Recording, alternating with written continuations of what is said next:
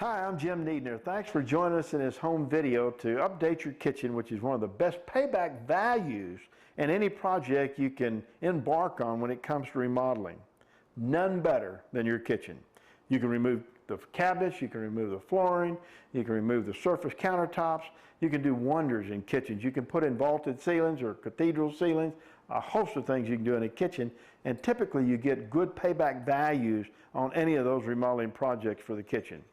But on this particular project, what we're going to be doing is removing the plastic laminate countertops and installing granite countertops. And in addition to that, we're also going to be putting on a backsplash the tumbled 6x6 marble and installing the mosaic in a swirl design. This has granite in it as well as marble both. It's a beautiful, beautiful design. It's not inexpensive, but it makes a world of difference on design and colors for a kitchen. So we're going to take the time to just walk you through the process. You'll see how we remove the countertops, how we install the granite. Some of this you may want to do it yourself. And in the event that you hire a contractor, at least you'll know what the right procedures are so that you protect your investment. You don't want to lose money when it comes to remodeling. And be sure to go to our website at ihomeline.com to also give you ideas and tips. And our company's been fortunate to win national, state, and local awards in remodeling. And in addition to that, we had a home show called Homeline Talk Radio. So we think we're going to bring a lot of experience to the table to help you with your future plans on remodeling. So let's go.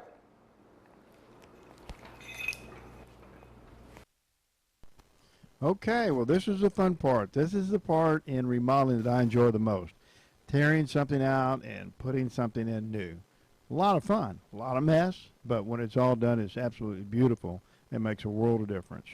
Well, what we're going to be doing here is removing the fur strips on the countertops. As you can see, there's a 1x2 fur strip that he's taking his screwdriver and prying that piece of 1x2 off. The reason he's going to do that is because we're going to be removing the plywood next. Also, we're going to remove the sink and get it out of our way as well, and install an undermounted sink, which will be up shortly. But the formica is important to remove because you got to get that second layer of plywood off the countertop at the bar top, as well as you have to remove the fur strips next to the oven and the other flat surface areas. That little fur strip's like 3/4 of an inch. So he's going to take his formica off, he's going to lift up his plywood, he's going to remove the fur strip, then he's going to lay his plywood back down again. And the main reason for doing that is that you want to get the height right for the bullnose trim to cover the 3/4 inch plywood. You can see now where it was totally removed. Now the countertop, as you can see, has 2 layers, and it's important we remove one of those layers of plywood on that 42-inch bar top.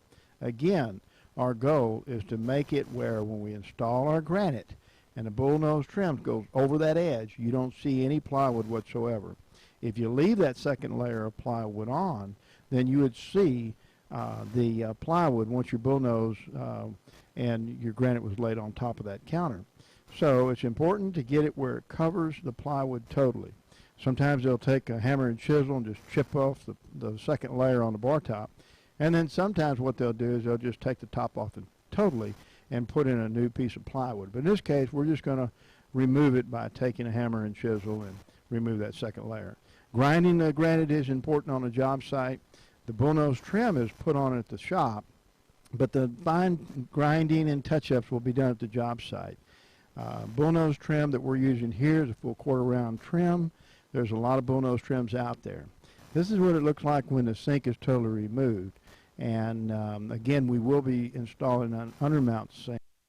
Also at the small backsplash, we'll be installing the 6x6 tumbled marble, and we'll use a multi-purpose thin set to adhere it to that particle board. Granite is very beautiful, very durable. It's a little heavy to work with, though. These contractors have to take their time working with granite. Sometimes it takes 2 and 3 people to carry the granite into your home to lay on the countertops. But it's very, very beautiful product to be using. You can see now that we've removed that second layer of particle board. You can see that he is sizing his granite around the refrigerator in that area. He may have to do some fine grinding at the last minute just to make sure it fits like he wants it to fit. after we removed that second layer of plywood on that countertop, that 42-inch bar top, we'll be clipping some nails off. In a moment, you'll see how we remove any nails that are sticking up. Now you can see where the Formica totally has been removed and the plywood's been removed and reinstalled. Now the plywood is in place and it's ready for the granite. This is where he's going to be clipping those nails off that I've mentioned.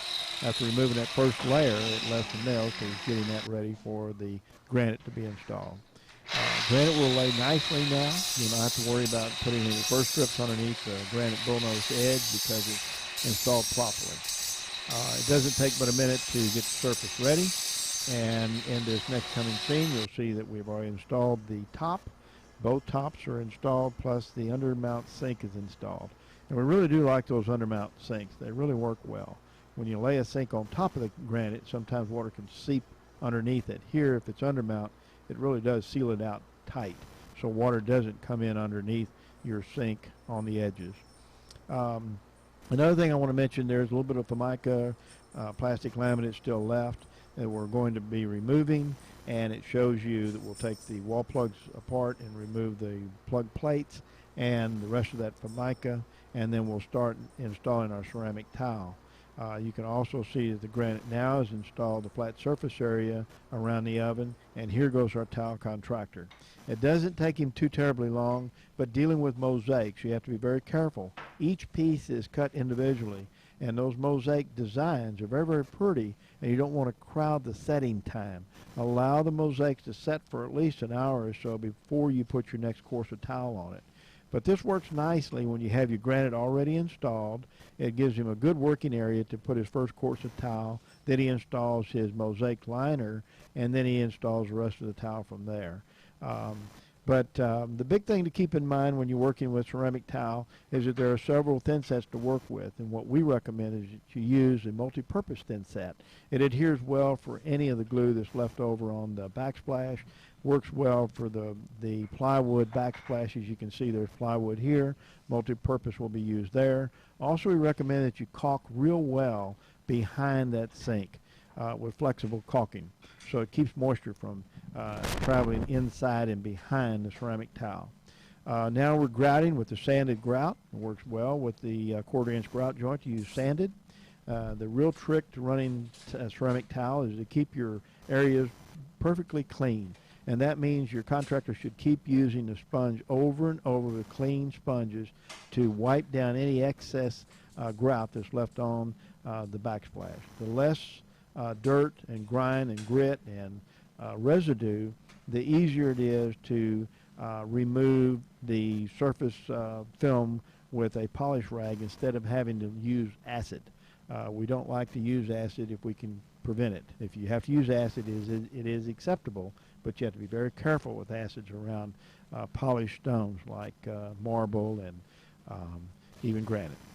We're winding down our remodeling project, and I've got with me Mr. Kurt Gessler, and he's going to talk about the quality of granite and some of the things that he looks for when he's out purchasing granite for homeowners like yourself. Kurt, come on over and let me introduce you. Good to see you again, Kurt. All right.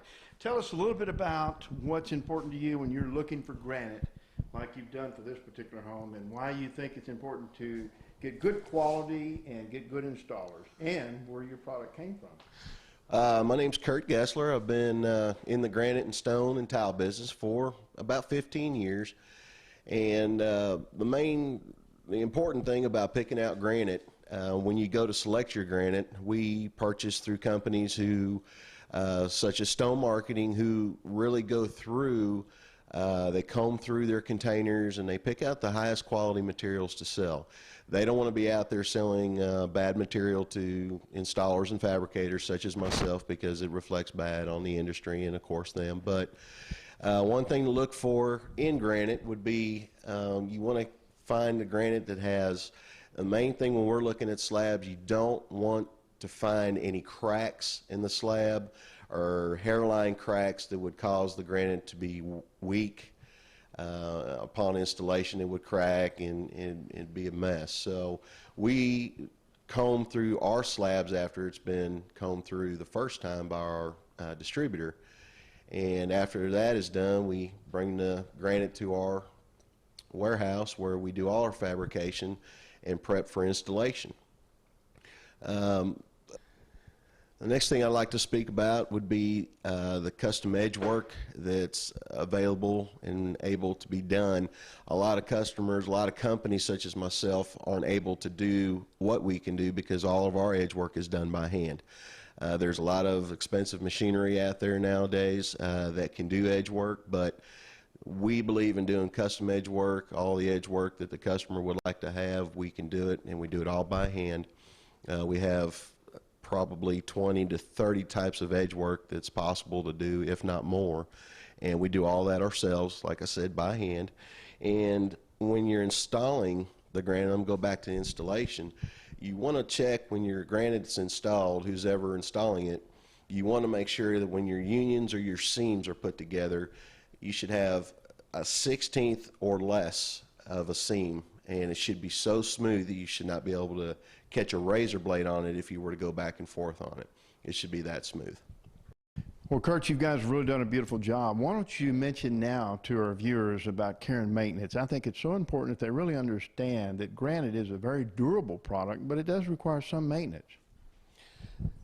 Absolutely, Jimmy. The main thing about granite, it is a natural stone. The look, everything that is everything about granite is all natural. It's not man-made. It comes from the earth. And granite is one of the hardest stones available to man. And as far as care and maintenance, we seal everything one time before it's installed, and we use a 15 to 25-year sealer on it. And basically, once it's sealed the first time, you don't have to worry about stains and definitely not scratches, because the only thing that can scratch granite would be a diamond, because that's what we use to cut it with. The last thing I'd like to touch on would be price. Now, granite will range anywhere from